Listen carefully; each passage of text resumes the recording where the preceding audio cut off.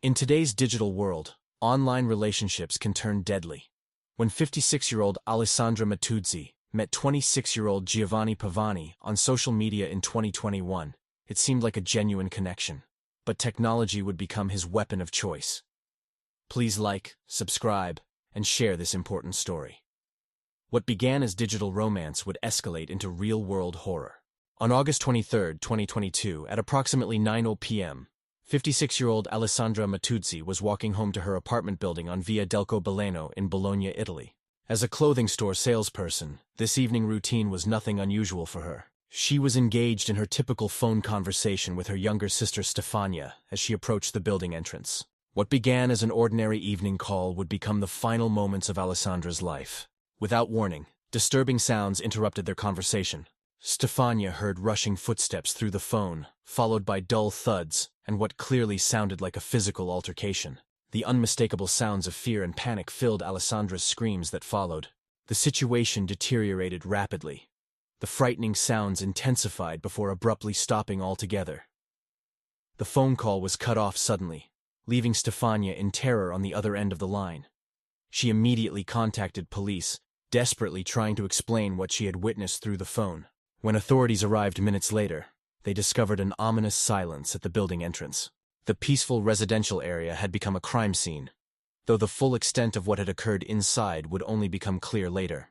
This quiet Bologna neighborhood, where Alessandra had felt safe for years, had become the location of a brutal attack that would shock the local community. The investigation would soon reveal that this was not a random act of violence, but the culmination of months of escalating stalking, digital surveillance, and psychological torment that had transformed from what appeared to be a loving relationship into a deadly obsession. But to understand how this peaceful evening turned deadly, we must first examine who Alessandra Matuzzi was and the life she had built in Bologna. Alessandra Matuzzi was born and raised in Italy, living a life defined by dedication to others and genuine compassion. At 56, she worked as a salesperson at a women's clothing store, a career in fashion that she genuinely loved and found fulfilling. Her colleagues and customers consistently described her as punctual, meticulous, and courteous in all her professional interactions. Those who knew Alessandra personally characterized her as kind, caring, and emotionally intuitive. She possessed a natural inclination to help others, always extending support to those around her. Her commitment to family was unwavering, particularly her dedication to her mother, who lived in a care facility and required constant assistance. Alessandra visited regularly, maintaining close emotional connections despite physical distance. During her father's 2-year serious illness, Alessandra's life was dramatically altered. She took on the demanding role of full-time caregiver, providing daily care and companionship until his death. This experience took a significant toll on her mental health, leading to withdrawal from social connections and rejection of family and friends' advice to rebuild her personal life. Despite this isolation, her closest relationship remained with her sister Stefania, with whom she maintained daily conversations about news, plans, and concerns. Their bond was built on trust and deep mutual understanding, with Alessandra turning to Stefania during major life decisions and difficult times. Alessandra maintained an active social media presence, sharing photos from trips, work events, and family gatherings. Her posts showed a quiet, but not lonely life, reflecting her preference for solitude and calm, structured routines over loud parties or spontaneous social encounters. Her days were filled with work, caring for her mother, daily conversations with Stefania, and caring for her beloved pet, creating a steady rhythm that provided safety and stability. However, this carefully constructed peaceful existence would be shattered when someone entered her life through social media, initially offering emotional support, but ultimately destroying her sense of safety. Giovanni Pavani was a 26-year-old professional soccer player and part-time model from Agrigento, Sicily. When he first encountered Alessandra, Pavani was signed with a sports club and had no publicly known scandals or past problems that would raise concerns. His outward appearance was impressive, attractive, well-groomed, confident, youthful, and very much connected to the modern world. Pavani maintained heavy involvement on social media platforms, where his pages were filled with posts from training sessions, modeling jobs, and travels that showcased his active lifestyle. His social media presence garnered significant attention, particularly from women who frequently liked and commented on his posts. He appeared approachable, open, and easy to talk to, presenting himself as any typical young, fit, and stylish man. From initial observation, there were no apparent red flags in his online behavior that would suggest danger. In fact, his online presence helped create the image of a well-balanced individual who was good with people. His posts conveyed authenticity and trustworthiness, showing someone who seemed comfortable in social situations and genuinely engaged with his followers. His athletic career provided credibility, while his modeling work demonstrated confidence and appeal. His social media activities suggested someone living a full, successful life with clear goals and achievements. The combination of professional athletics and modeling work painted a picture of someone dedicated, disciplined, and socially connected. His online interactions appeared friendly and respectful, with no indicators of the controlling or aggressive behavior that would later emerge. When Alessandra discovered his profile in the summer of 2021, nothing about their initial online meeting would suggest the nightmare that was about to unfold. In summer 2021, Alessandra and Giovanni first met online through social media, a common occurrence in the digital age. Despite their 30-year age difference, Pavani appeared mature and capable of deep conversations from the very beginning of their interaction. Although Alessandra wasn't actively seeking a new relationship, the connection came as a pleasant surprise rather than causing discomfort or suspicion. Early in their conversations, Pavani shared stories of past health problems, which touched Alessandra's naturally empathetic nature. Her sister Stefania later identified this vulnerability as crucial to their initial emotional bond. Their communication evolved through frequent phone calls, text messages, and photo exchanges. Pavani consistently asked about her daily activities, shared updates from his workout routines, and discussed his professional achievements. His voice was described as warm and initially somewhat shy, and he consistently thanked her for her understanding, while expressing genuine appreciation for their growing connection. The relationship felt authentic and honest during these early stages, with no warning signs of future problems. When they finally met in person, Pavani appeared pleasant, calm, and genuinely interested without seeming rushed or overeager in his approach. He traveled from another location specifically to spend several days with her, during which he experienced her home, observed her normal daily life, and met the people around her. He respected her boundaries and showed consideration for her established routines. Particularly memorable was his offer to visit her mother in the care facility, a kind gesture that made a significant impression and demonstrated his acceptance of her life as it currently existed. This thoughtful action showed respect for what mattered most to her. Their time together in Bologna involved walks through the city, exploration of local areas, and participation in her regular daily activities. Pavani showed genuine interest in what was important to her, attempting to understand and participate in her world, rather than demanding she adapt to his preferences. But after several months of what seemed like a healthy, developing relationship, the first disturbing signs began to emerge in the new year. After the new year, Giovanni Pavani's behavior underwent a dramatic and concerning transformation.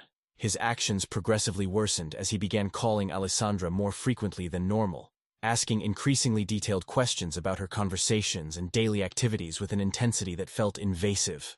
What had initially been friendly, supportive conversations transformed into interrogations, with a noticeable and disturbing change in his tone and approach. He began expressing persistent doubts and suspicions that she was hiding something from him, and these accusations became a constant theme in their interactions.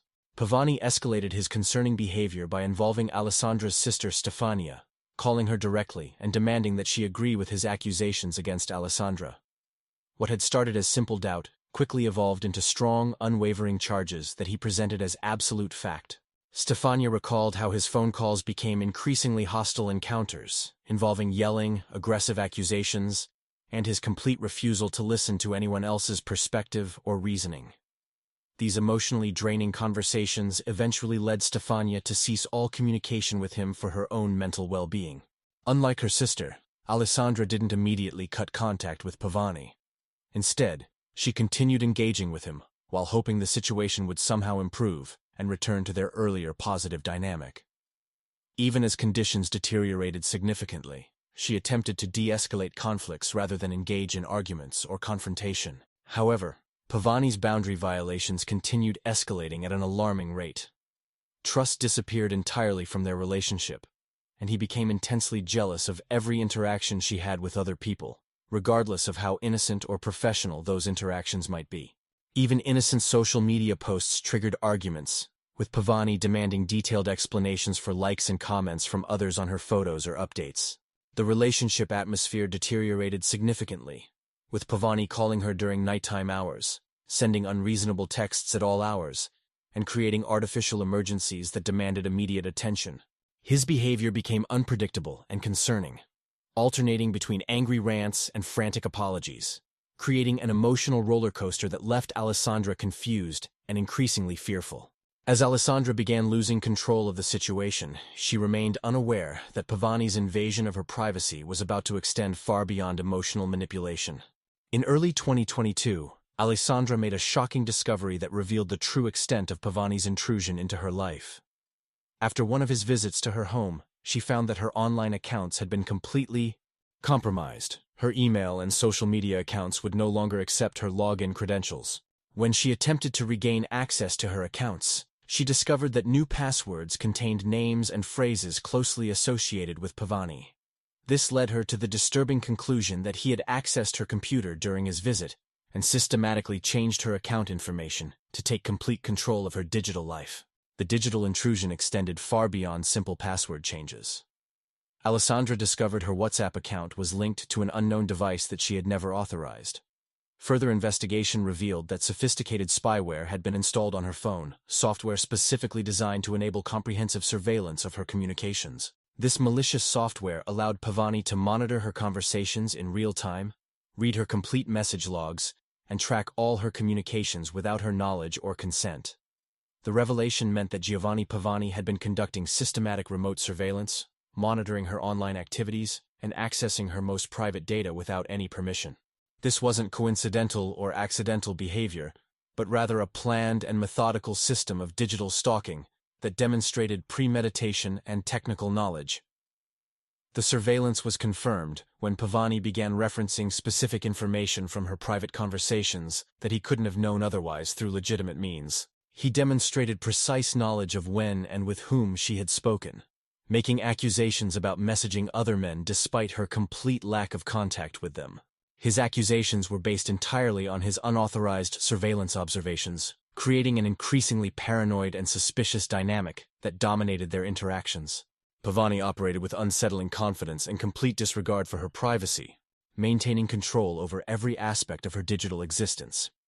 He escalated his demands for constant monitoring, requiring Alessandra to send him a short video clip of her surroundings every 10 minutes throughout her day. These video clips documented her exact location and current activities, and any refusal resulted in immediate anger, accusations of lying, threats to end the relationship, and demands for more frequent updates. Most disturbingly, investigators later discovered that Pavani had also successfully hacked into her home security system, enabling him to watch her live through her own security cameras. But Pavani's invasion of Alessandra's life wouldn't remain confined to the digital realm. He was preparing to bring his obsession into the physical world. In the second half of 2022, Pavani's behavior evolved from digital surveillance into active physical stalking that created constant fear in Alessandra's daily life. He began appearing at her home unannounced, waiting outside for extended periods, and watching her windows intently for signs of her return from work. She no longer felt safe even in her own familiar neighborhood, as his presence became a regular and threatening occurrence. Neighbors frequently noticed his suspicious behavior and became increasingly concerned for Alessandra's safety and their own security. One resident reported witnessing him attempting to gain unauthorized entry to the building through various methods. Another neighbor observed him on the building's roof, demonstrating his willingness to engage in dangerous and illegal behavior to maintain surveillance. Residents in Alessandra's neighborhood received warnings not to open doors if they encountered Pavani outside, requests that were consistently made with visible fear and urgency. Alessandra was no longer certain that his behavior would remain limited to surveillance, as he was no longer attempting to conceal his threatening intentions from others.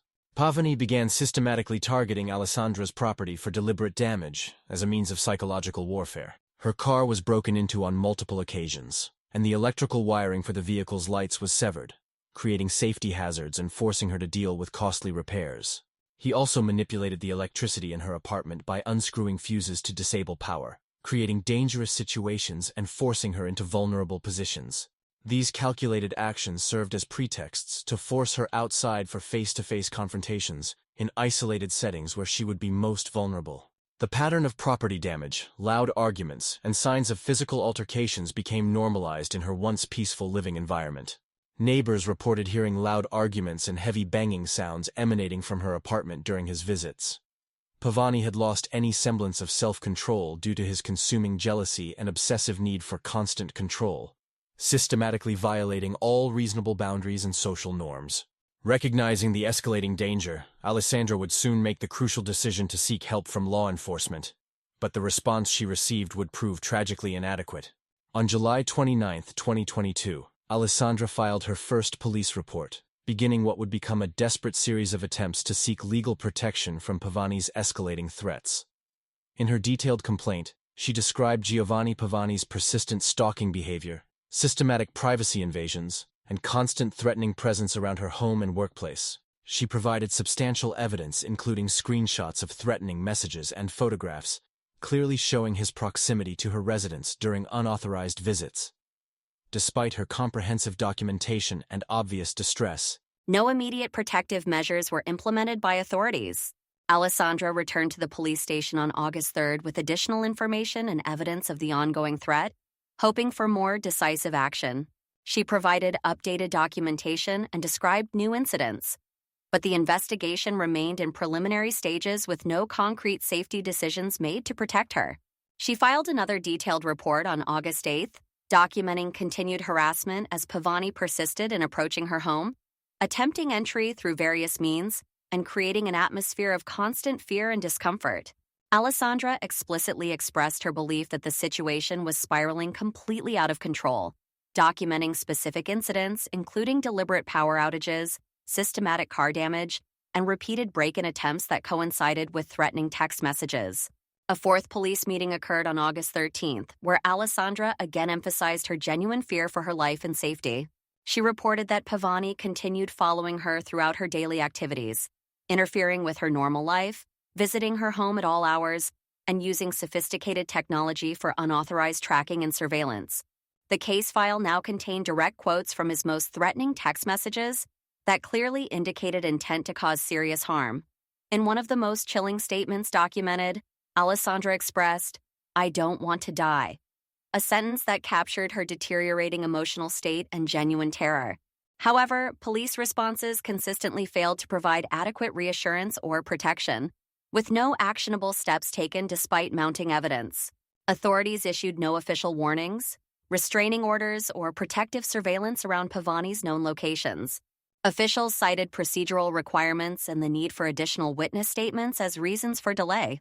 Despite Alessandra having already provided extensive documentation of break-ins, stalking, property damage, and home electrical tampering, investigators experienced delays because key witnesses were unavailable due to vacation schedules, slowing the investigative process when time was most critical. While Alessandra desperately sought protection through legal channels, Pavani was already finalizing his own plans that would soon be discovered in chilling detail. Just 3 days before the fatal attack, on August 20th, 2022, Giovanni Pavani created a detailed and disturbing list in his phone's notes application that would later provide crucial evidence of premeditation. The methodical list specified essential items including duct tape, a hammer, rope, and handcuffs, alongside procedural steps that revealed his calculated approach. His notes included specific instructions such as pretending to have a normal conversation with Alessandra, gaining her trust to secure entry to her building, and ensuring he had appropriate tools readily accessible for his planned attack. These entries clearly demonstrated his malicious intent and the extensive thought he had invested in planning this violent crime. This wasn't an impulsive outburst driven by sudden anger, but rather a chillingly calculated action planned with meticulous attention to detail and logistics. His preparations included careful physical planning and travel arrangements designed to catch Alessandra completely off guard. On August 21st, Pavani left Sicily, where he had been engaged in soccer-related activities, and traveled to Senegalia, citing personal reasons to avoid suspicion. He then continued to Bologna, arriving on August 22nd according to travel records and timestamps that investigators later confirmed. Significantly, he didn't inform Alessandra of his arrival, with his secretive actions clearly suggesting a deliberate attempt to surprise and ambush her. Upon reaching Bologna, he concealed a hammer in bushes near Alessandra's residence, having already conducted surveillance of the area and identified a discreet location within the apartment building vicinity for weapon storage.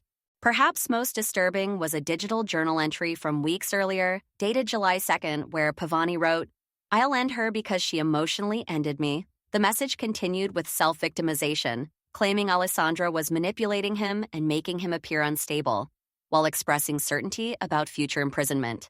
With his plan in place and his mind made up weeks in advance, Pavani was already in Bologna on the morning of August 23, 2022, waiting for the perfect moment to strike. On August 23, 2022, Giovanni Pavani executed his carefully planned attack with devastating precision.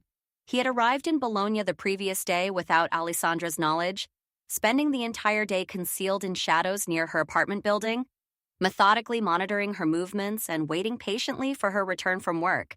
He had previously hidden the hammer in nearby bushes and ensured easy access to his chosen weapon when the moment arrived. Around 9:12 p.m., as Alessandra approached her building's entrance while engaged in her routine phone conversation with her sister, Pavani moved swiftly from his concealed position. Events unfolded with terrifying speed from that critical moment. Pavani closed the distance to Alessandra as she reached the front entrance, positioning himself directly next to her within mere seconds of her arrival. While her sister Stefania remained connected on the phone call, she heard Alessandra's voice change dramatically and urgently, followed by unmistakable sounds of a violent physical altercation. According to documented call recordings and eyewitness accounts, Alessandra attempted to defend herself against the sudden attack, but the assault occurred with shocking speed and overwhelming violence. Pavani retrieved the concealed hammer and struck her with such tremendous force that the metal head separated completely from the wooden handle during the initial blow. The broken hammer didn't halt his relentless assault. He continued beating Alessandra mercilessly with his bare hands, targeting her head and body with repeated strikes. Moving inside the building entrance, he seized a heavy cast-iron bench positioned near the doorway and weaponized it, delivering multiple devastating blows with extreme and uncontrolled fury. The subsequent autopsy revealed that Alessandra sustained at least 20 different serious injuries, many of which proved immediately fatal, affecting her head, chest, and arms extensively. The medical report also documented multiple broken bones throughout her body and clear evidence that she had been violently dragged across the ground during the attack. Pavani made no attempt to flee the scene despite increasing screams and growing noise that attracted nearby residents' immediate attention. When police officers arrived at the scene, they discovered him sitting quietly and calmly near the building's main entrance, showing no signs of distress, panic, or anger, and offering no resistance whatsoever to his arrest. The brutality of the attack and Pavani's calm demeanor afterward would raise important questions about his mental state and legal culpability. Giovanni Pavani was immediately taken into custody and demonstrated no genuine remorse for his brutal actions during initial processing. During early police interviews, he exercised his constitutional right to remain silent, but later made several unsolicited statements attempting to blame Alessandra for provoking the attack. He claimed to feel betrayed and emotionally destroyed, asserting that his violent actions resulted from extreme psychological distress caused by her alleged manipulation. Despite overwhelming evidence of careful premeditation spanning weeks, Pavani's defense team requested a comprehensive mental health evaluation to determine his legal competency. The court carefully examined potential mental health issues including documented paranoid and obsessive behaviors that had escalated over months. However, forensic experts ultimately concluded that he fully understood the nature and consequences of his actions and maintained complete control over his behavior, finding no evidence supporting a legal insanity defense. Before final sentencing, Pavani made a statement claiming he felt like he had been experiencing an extended nightmare from which he couldn't escape. He also stated that he should receive the harshest possible punishment if the court determined he was mentally competent to stand trial. He described himself as a broken man and attempted to justify the premeditated murder by claiming Alessandra had systematically damaged his self-esteem and emotional well-being through alleged deception and manipulation. The court decisively rejected Pavani's self-serving arguments, determining that case facts, his extensive preparation level, incriminating journal writings, and composed post-attack behavior clearly demonstrated full awareness of his criminal actions and their consequences. His attempts to blame the victim by claiming emotional destruction were deemed completely false and manipulative. The court concluded his actions weren't caused by mental breakdown, but by extreme jealousy, obsessive control needs, and calculated revenge against a woman who had tried to establish boundaries.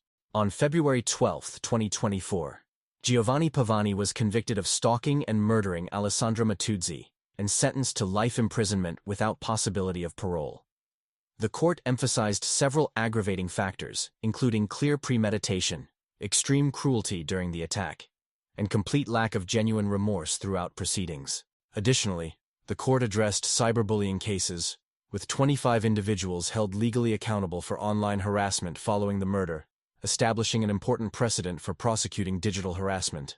But the case's impact extended beyond the courtroom, sparking a broader conversation about domestic violence and the dangerous psychology behind such crimes. Following Alessandra's brutal murder, the internet became a disturbing battleground, with hundreds of comments on news stories, many shamefully blaming the victim for her own death. People criticized Alessandra's age, physical appearance, clothing choices, and the significant age difference with Pavani, demonstrating society's troubling tendency toward victim blaming. Some users actively supported the attacker, suggesting he may have been deceived or was emotionally fragile, completely ignoring the documented evidence of his calculated planning and systematic abuse. One particularly inflammatory comment came from Donatello Alberti, head of an Italian Red Cross branch, who made victim-blaming statements about women's behavior and modest dress requirements. After significant public backlash, Alberti was appropriately dismissed from his leadership position. Alessandra's family courageously filed complaints against 25 individuals responsible for the most vicious online messages, leading to a comprehensive cyberbullying investigation by Bologna's prosecutor's office that established important legal precedents. From a psychological perspective, the case demonstrates classic characteristics of jealousy-induced delusion, also known as Othello syndrome, a serious mental condition involving obsessive certainty about partner infidelity, without basis in reality. As their relationship deteriorated, Pavani exhibited standard symptoms including extreme control behaviors, repeated baseless accusations, systematic privacy invasion, and escalating uncontrollable anger. Unlike normal relationship jealousy, this pathological condition causes repetitive obsessive thinking, severe reality distortion, and complete inability for critical self-reflection. In severe cases, it can escalate to serious violence or murder, as tragically demonstrated in Alessandra's case.